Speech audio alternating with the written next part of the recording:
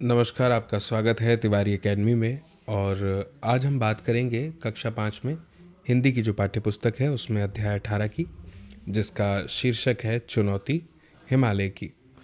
तो चलिए शुरू करते हैं। इस अध्याय में मैं आपको बता दूं कि जो पंडित जवाहरलाल नेहरू हैं, हमारे आज़ाद स्वतंत्र भारत के प्रथम प्रधानमंत्री, उनके द्वारा जो यात्रा की गई थी उसका वर्णन किया गया है और बहुत कुछ खास हमें यहाँ पर जानने को मिलेगा।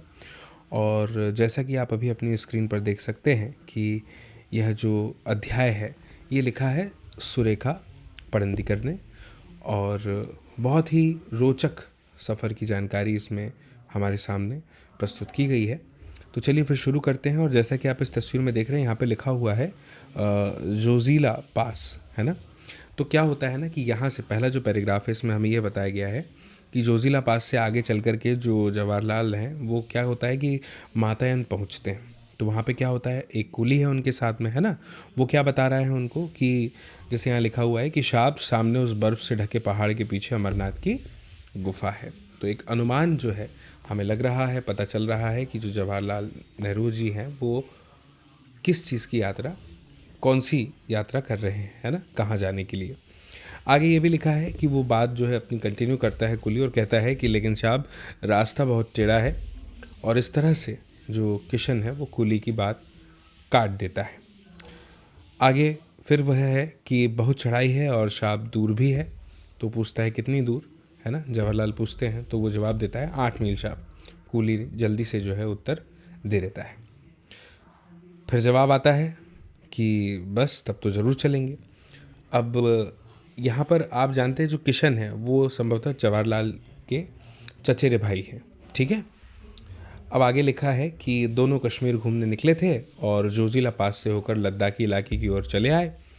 अमरनाथ जाने में क्या आपत्ति हो सकती थी जब यहाँ आए हैं। तो फिर जवाहरलाल रास्ते की मुश्किलों के बारे में सुनकर सफ़र के लिए और भी उत्सुक हो गए, है ना। तो कौन कौन चलेगा हमारे साथ, जवाहरलाल ने जानना चाहा। तो तुरंत किशन बोल पड़ता है कि साहब मैं चलूँगा, भेड़े चराने मेरी बेटी चली जाएगी। और अगले दिन सुबह तड़के तैयार होकर जवाहरलाल बाहर आ गए। अब आगे क्या लिखा है कि आकाश में रात्रि की कालिमा दिखाई दे रही है और प्रातः की लालिमा जो है वो धीरे धीरे फैलती जा रही थी। तिब्बती पठार का दृश्य बहुत ही निराला था। आप तो जानते हैं कि जो पहाड़ी इलाका होता है वहाँ पे नज़ारा बहुत ही ज़्यादा खूबसूरत होता है, दिखाई पड़ता है अक्सर सुबह के समय, है ना। और दूर दूर तक वनस्पति रहित उजाड़ चट्टानी इलाका दिखाई दे रहा था और उदास फीके बर्फ से ढके चट्टानी पहाड़ सुबह की पहली किरणों का स्पर्श पाकर के ताज की भांति चमक उठे थे। दूर से छोटे छोटे ग्लेशियर, ऐसे लगता था जैसे मानो स्वागत करने के लिए पास सरकते आ रहे हों। और फिर आगे ये भी वर्णन है कि सर्द हवा के झोंके हड्डियों तक ठंडक पहुंचा रहे थे। बर्फीली पहाड़ियाँ जो हैं उनकी विशेषता है, सर्द हवाएँ वहाँ पर चलती रहती हैं। फिर आगे का जो पैराग्राफ है हमारा, इसमें ये बताया गया है कि अब जब ठंड लगती है तो क्या करते हैं हम, है ना। वही कि जवाहर ने भी अपनी हथेली आपस में रगड़ कर गर्म की और कमर में रस्सी लपेट कर चलने को तैयार हो गए। रस्सी इसलिए लपेटी, सेफ्टी पर्पस, है ना, सुरक्षा के लिए। हिमालय की दुर्गम पर्वतमाला मुंह उठाए चुनौती दे रही थी और जवाहर इस चुनौती को कैसे न स्वीकार करते। भाई किशन और कुली सभी रस्सी के साथ जुड़े थे। किशन गडरिया अब गाइड बन गया था, जो अब तक गडरिया था वो। फिर क्या हुआ, 8 मील पार करने हैं। जोश में आकर जवाहरलाल चढ़ाई चढ़ने लगे।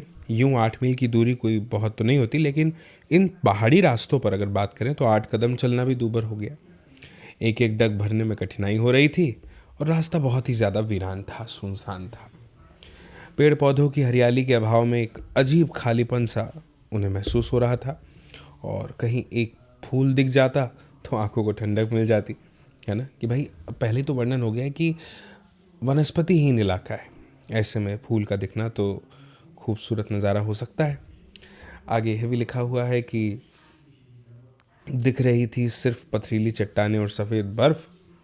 और फिर भी इस गहरे सन्नाटे में बहुत सुकून था। एक और सूं सूं करती बर्फीली हवा बदन को काटती तो दूसरी ओर ताजगी और स्फूर्ति भी दे जाती थी।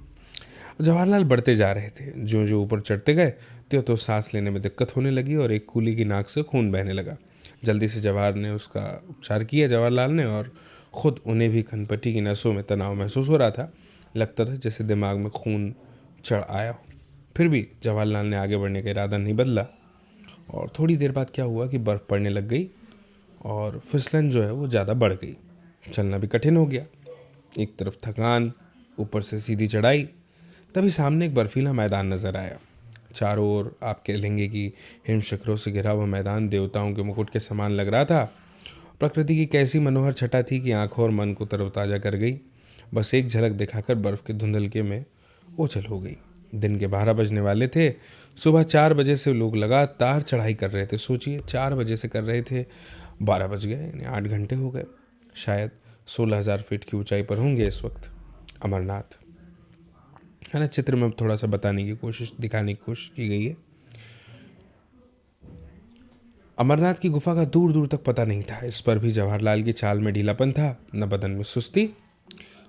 हिमालय ने चुनौती जो दी थी, निर्गम पथ पार करने का उत्साह उन्हें लगातार आगे खींच रहा था। आगे लिखा है कि जो कूली है वो कह रहा है कि साहब लौट चलिए, वापस कैंप में पहुंचते पहुंचते दिन ढल जाएगा। कूली ने कहा, लेकिन अभी तो अमरनाथ पहुंचे ही नहीं। जवाहरलाल को लौटने का विचार पसंद नहीं आया। बहुत दूर बर्फ़ के उस मैदान के पार है। किशन बीच में बोल पड़ा, तो चलो चलो, चढ़ाई तो पार कर ली, अब आधे मील का मैदान ही तो बाकी है। ऐसा कहकर जवाहरलाल ने थके हुए कूलियों को उत्साहित किया। सामने बर्फ़ का सपाट मैदान दिखाई दे रहा था। उसके पार दूसरी ओर से नीचे उतरकर गुफा तक पहुंचा जा सकता था। अब जवाहरलाल फुर्ती से बढ़ते जा रहे थे। दूर से मैदान जितना सपाट दिख रहा था, असलियत में उतना ही उबड़ खाबड़ था। ताज़ी बर्फ़ ने ऊंची नीची चट्टानों को एक पतली चादर से ढककर एक समान कर दिया था। गहरी खाइयाँ थी, गड्ढे बर्फ से ढके हुए थे और गजब की फिसलन थी। कभी पैर फिसलता, कभी बर्फ़ में पैर अंदर धंसता जाता। बहुत नाप नाप कर कदम रखने पड़ रहे थे। ये तो चढ़ाई से भी मुश्किल था, पर जवाहरलाल को मजा आ रहा था।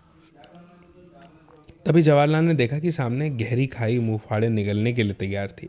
अचानक उनका पैर फिसला, वे लड़खड़ाए और उससे पहले कि संभल पाए वे खाई में गिर पड़े। साहब गिर गए, किशन चीखा। जवाहर, भाई की पुकार वादियों की शांति भंग कर गई। वे खाई की ओर तेजी से बढ़े। रस्सी से बंधे जवाहरलाल हवा में लटक रहे थे। उफ, कैसा झटका लगा। दोनों तरफ चट्टाने ही चट्टाने, नीचे गहरी खाई। जवाहरलाल कसकर रस्सी पकड़े थे, वही उनका एकमात्र सहारा भी था। सोचकर देखिए कैसा आलम होगा। आगे लिखा है, जवाहर ऊपर से भाई की पुकार सुनाई दी। मुंह पर उठाया तो भाई और किशन के धुंधले चेहरे खाई में झांकते हुए दिखाई दिए। हम खींच रहे हैं, रस्सी कस के पकड़े रहना, भाई ने हिदायत दी। अब जवाहरलाल यहाँ पे जानते थे कि फिसलन के कारण यूं ऊपर खींच लेना तो आसान नहीं होगा। भाई, मैं चट्टान पर पैर जमा लूं, वह चिल्लाए। खाई की दीवारों से उनकी आवाज़ टकराकर दूर दूर तक गूंज गई। हल्की सी पेंग।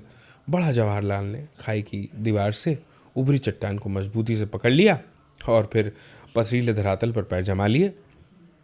फिर पैरों तले धरती के एहसास से जवाहरलाल की हिम्मत और बढ़ गई। घबराना मत जवाहर, भाई की आवाज़ सुनाई थी। मैं बिल्कुल ठीक हूँ, कहकर जवाहरलाल मजबूती से रस्सी पकड़ एक एक कदम ऊपर की ओर बढ़ने लगे। कभी पैर फिसलता, कभी कोई हल्का फुल्का पत्थर पैरों के नीचे से सरक जाता, तो वो मन ही मन काम जाते और मजबूती से रस्सी पकड़ लेते। रस्सी से हथेलियां भी जैसे कटने लगी थी, पर जवाहरलाल ने उस तरफ ध्यान नहीं दिया। इसके बाद में आगे वर्णन यह है कि कूली और किशन जो है वो खींच लेते हैं, उन्हें ऊपर चढ़ने में मदद करते हैं। और धीरे धीरे क्या होता है कि जवाहरलाल जो हैं वो ऊपर पहुंच जाते हैं। मुड़कर ऊपर से नीचे देखते हैं कि खाई इतनी गहरी थी कि कोई गिर जाए तो उसका पता भी ना चले। खैर, भगवान का शुक्र मनाते हैं और भाई गहरी सांस लेता है। कूली पूछता है कि साहब चोट तो नहीं आई। गर्दन हिलाकर कपड़े झाड़ जवाहरलाल फिर चढ़ने को तैयार हो जाते हैं। अब इस हादसे से हल्का सा झटका ज़रूर लग जाता है, लेकिन यह झटका जोश ठंडा नहीं होने देता। वह अब भी आगे जाना चाहते थे। आगे चलकर इस तरह की गहरी और चौड़ी खाइयों की तादाद बहुत थी। खाइयाँ पार करने का उचित सामान भी नहीं था। निराश होकर जवाहरलाल को अमरनाथ तक का सफ़र अधूरा छोड़कर वापस लौटना पड़ा। अमरनाथ पहुंचने का सपना तो पूरा ना हो सका, पर हिमालय की ऊंचाइयां सदा जवाहरलाल को आकर्षित करती रहीं। तो मुझे उम्मीद है कि आपको ये अध्याय ज़रूर समझ में आया होगा, है ना। अब हम बात कर लेते हैं इसके प्रश्न और उत्तर पर।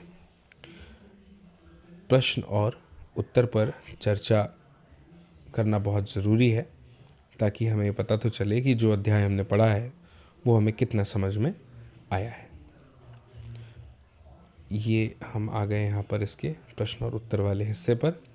तो सबसे पहला प्रश्न हमारे सामने है कि जवाहरलाल को अमरनाथ तक का सफ़र अधूरा क्यों छोड़ना पड़ा। तो अभी हमने अध्याय में देखा कि खाई में वह गिर जाते हैं और आगे ऐसी और भी दुर्गम खाइयाँ थी, तो और सामान उनके पास था नहीं, है ना, उन खाइयों को पार करने का, इसलिए उन्हें लौटना पड़ा। अब इसे अगर एक सटीक उत्तर के ढंग पे लिखना चाहेंगे तो आप किस तरह से लिखेंगे कि अमरनाथ के रास्ते में खाई इतनी गहरी थी कि कोई गिर जाए तो उसका पता भी न चले। रास्ते में हुए हादसे से यही अनुमान लग गया कि रास्ता आसान नहीं है, ना ही उनके पास खाइयाँ पार करने का उचित सामान था। इसीलिए जवाहरलाल को अमरनाथ तक का सफ़र अधूरा छोड़ना पड़ा। इसके बाद प्रश्न क्रमांक 2 है कि जवाहरलाल, किशन और कूली सभी रस्सी से क्यों बंधे थे। बहुत ही महत्वपूर्ण प्रश्न है। उत्तर में बस आप इतना कह लीजिए कि जवाहरलाल, किशन और कूली सभी अमरनाथ यात्रा के दौरान अपनी सुरक्षा के लिए कमर से रस्सी बांधकर चल रहे थे, और ताकि किसी के पैर फिसलने गिरने से एक दूसरे को बचाया जा सके।